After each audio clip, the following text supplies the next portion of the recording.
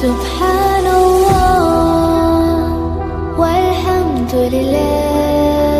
বলেন কার বিধান? এটা জোরে বলেন। আমরা ফুরফুরা সিলসিলার মানুষ বিয়ে করার সময় দেনমোহর মানি না?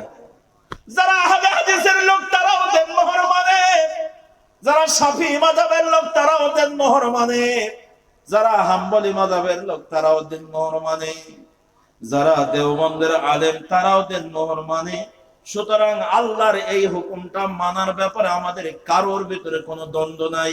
কথা আওয়াজ দিয়ে বলেন ঠিক না বেঠিক? তাহলে কোরআনুল কারীম থেকে আল্লাহর এই বিধানটা আমরা সবাই মেনে নিই।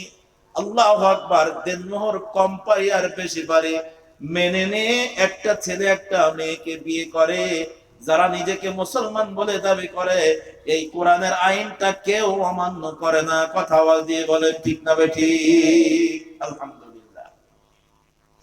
তো আমরা বিয়ে করার সময় দেনমোহর সবাই মেনে নিলাম।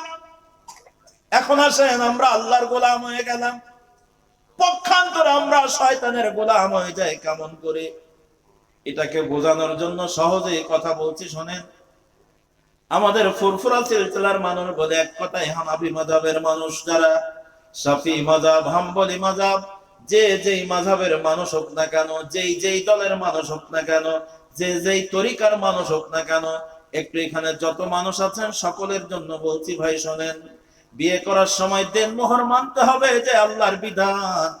বাবা মারা যাওয়ার পরে, শোনেন, বাবা মারা যাওয়ার পরে বাবার রেখে যাওয়া সম্পত্তি ছেলে যদি 2 হাত পায় তো মেয়ে পাবে কতটুকু?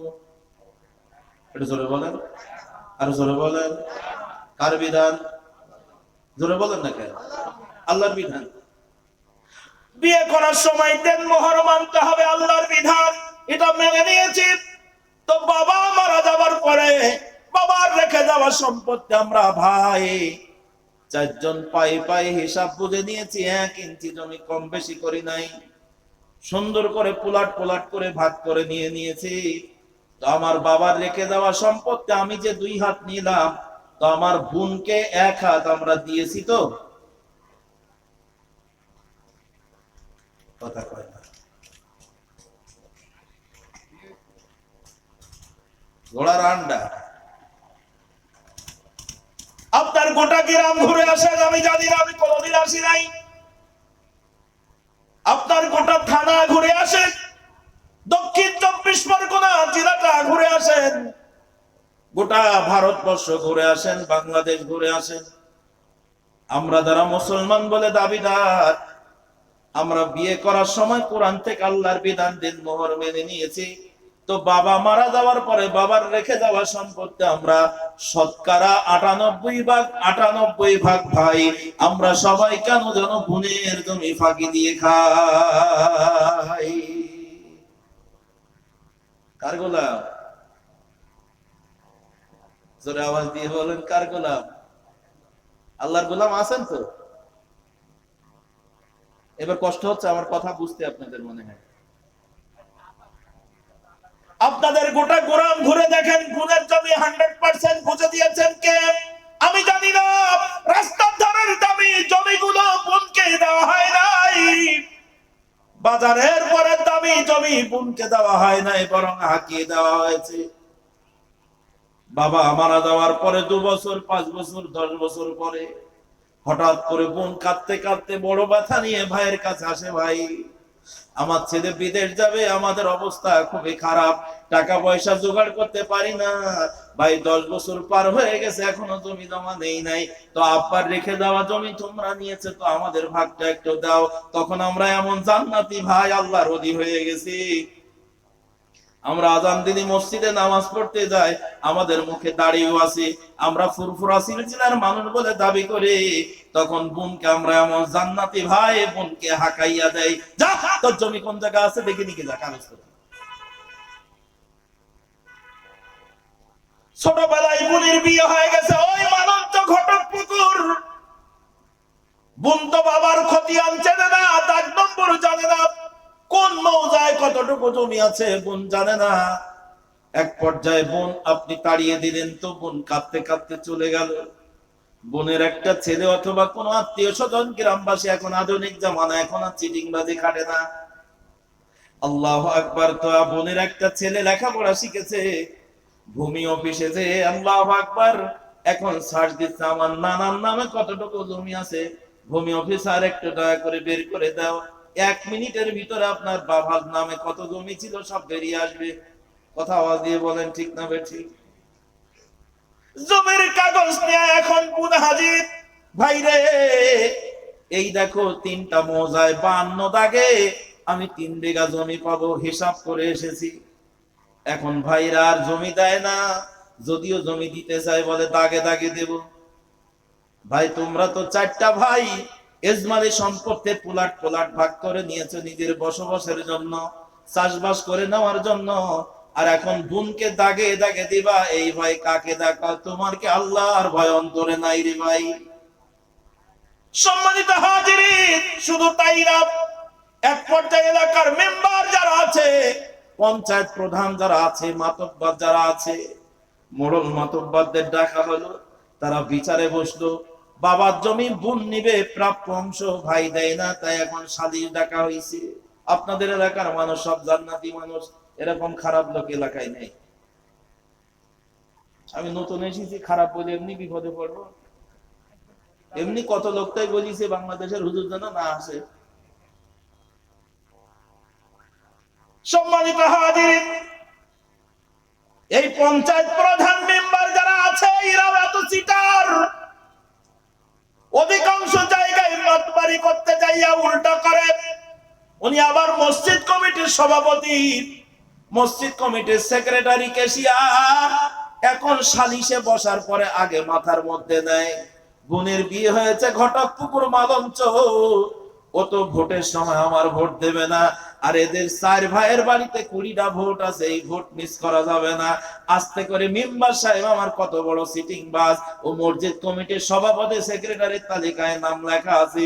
তখন এই বোনকে ফাঁকি দেওয়ার জন্য সিটিং বাজি বুদ্ধি দেয়, বোন রে তুমি 52 দাগে 3 বিঘা জমি পাবা, তো দাগে দাগে দিলে চাষ করতে পারবা না। তা এক কাজ কর, এই তোর বোনের জমি দিস না কেন, এই যা এক জায়গাতে 10 কাঠা দিয়ে দে। মাত বাড়াও না। আমার আল্লাহ বলছেন 3 বিঘা 3 বিঘা দিতে হবে, ও তো পাবে। তুমি যদি ভালোবাসা দিয়ে বোনের সব জমি খাও, ইসলাম নিষেধ করে নাই, এটা ইসলামে পারমিশন আছে। কিন্তু তুমি চিটিং বাজি করে 1 ইঞ্চি জমি ফাঁকি দিলে, যতক্ষণ পর্যন্ত তার প্রাপ্যতাকে ফেরত না দিবা, ততক্ষণ পর্যন্ত তোমার কোনো ইবাদত আল্লাহর দরবারে গ্রহণযোগ্য নয়। এখন বোন অনন্য পায়, মাতব্বর বলে দিয়েছে 10 কাঠা, এখন আর কার কাজ যাবে? বোন ব্যথা ভরা মন নিয়ে রাজি হয়ে গেল, কিন্তু রাস্তার ধারে 10 লাখ টাকা কাঠা এই জমি দিবে না, বরং বিলের মধ্যে এমন একটা জায়গায় 10 কাঠা দেবে যেখানে জমির দাম সবচেয়ে কম, রাস্তা নাই। এরপরে বোন যদি 10 কাঠা জমি বিক্রি করতে চায়, তাহলে বাজার মূল্য চলছে মনে করেন এখন 8 লাখ টাকা বিঘা। আপনাদের এখানে কত আমি জানি না, মাঠের জমি 8 লাখ টাকা বিঘা। আর এখন ভাই বলছে হবে না, আমরা 3 লাখ করে দেবো, দাও আমাদের। কত বড় সিটারে, কত বড় সিটিং বাজ আপনি চিন্তা করছেন? আপনাদের এলাকার লোক সব ভালো। গ্রামের লোক যদি জমি কিনতে যায়, আস্তে করে মসজিদে নামাজ পড়তে গিয়ে বলে দেয় আমার বোনের জমি আমরা নেব, গ্রামের কোন লোকজনের মধ্যে নাক না গালায়। গ্রামের লোক জমিটা নিতে পারছে না, এই 4 ভাইয়ের কাছে শেষ পর্যন্ত বোন বিপদে পড়ে 6 লাখ টাকার জমি 2 লাখে বেশি যেতে হয়। এরকম ঘটনা আপনারা আমার সমাজে আছে না নাই? আপনি আল্লাহর গোলাম না শয়তানের গোলাম? আস্তে কথা করছেন কে? এটা মহা রোগ ধরছে আপনাদের। আপনাদের এলাকায় না থাকলে অনেক দূরে দূরে থাকলে আছে। দেখেন আমার কথাটা একেবারে ফাও বলিনি আমি। শুনে রাখেন একটা কথা, আমরা আল্লাহর হুকুম মানি অতক্ষণ, আবার বলি আমরা আল্লাহর গোলামি করি অতক্ষণ, আমাদের সুবিধা হয় যতক্ষণ।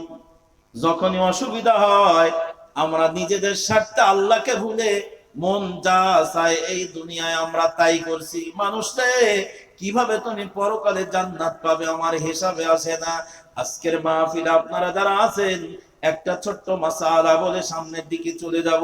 আমি যে আয়াত পড়েছি ওই আয়াতের ব্যাখ্যা বুঝতে আপনাদের এখন সহজ হবে। আমি মাথার মধ্যে এমন একটা পেজ দিলাম, এই পেজটার কারণে আপনার এই আয়াতের তাফসীর বুঝতে আজকে সহজ হয়ে যাবে। কষ্ট হচ্ছে আপনাদের মনে হচ্ছে এখন?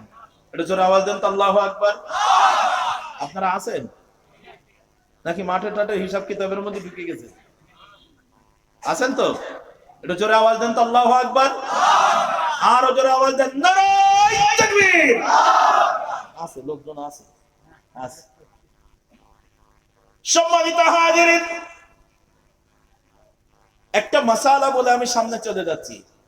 আপনাদের গ্রামের একজন হাজী সাহেব সকালবেলা ভোরে আযান দিয়েছে মসজিদে, তো নামাজ পড়ার জন্য পুকুরে গিয়েছে। পুকুর বোঝেন তো, পুষ্কুনি, পুকুরে গিয়েছে উজু করার জন্য। তো পুকুরের ঘাটে যে যখন উজু করা শুরু করেছে, হাত ধুয়েছে তো কোনো সমস্যা হয়নি। পানি নিয়ে যখন কুলি করতে গেছে, গানে যখন পানি দিয়েছে, তখন পানিটার ভিতর থেকে প্রচন্ড একটা দুর্গন্ধ ছুটে বেরিয়েছে, খুব গন্ধ। পানি গন্ধ কেন?